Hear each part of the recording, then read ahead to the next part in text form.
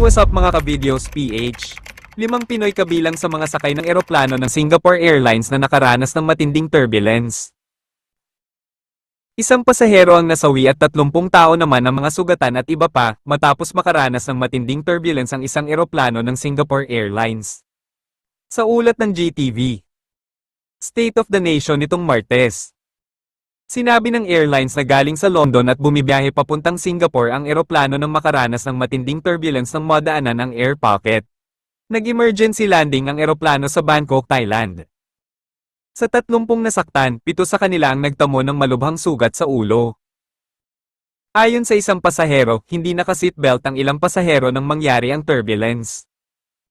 Mahigit 200 ang pasahero ng eroplano na kinabibilangan ng 5 Pilipino. Mayroon din itong 18 na crew. Humingi ng tawad ang Singapore Airlines sa nangyari at nagpaabot ng pakikiramay sa mga pamilya ng nasawing pasahero. Singapore Airlines offers its deepest condolence to the family of the deceased.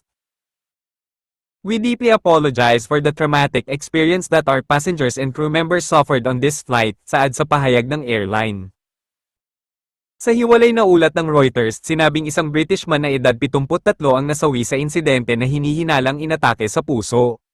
Kwento ng isang pasahero, nakaramdam sila ng pagyanig at biglang pagangat at pagbagsak ng eroplano. Suddenly the aircraft starts tilting up and there was shocking, so I started bracing for what was happening. And very suddenly there was a very dramatic drop, so everyone seated and not wearing a seat belt was launched immediately into the ceiling, sabi ng ibang pasahero si Jofran Asmir. Some people hit their heads on the baggage cabins overhead and dented it. They hit places where lights and masks are and broke straight through it, dagdag pa niya. Makikita naman sa mga larawan at video ang nagbagsakan at nagkalat ng mga gamit sa sahig ng eroplano. At yun lang po ang ating maiksing kwento. Please more support my YouTube channel, share, likes and subscribe. Salamat.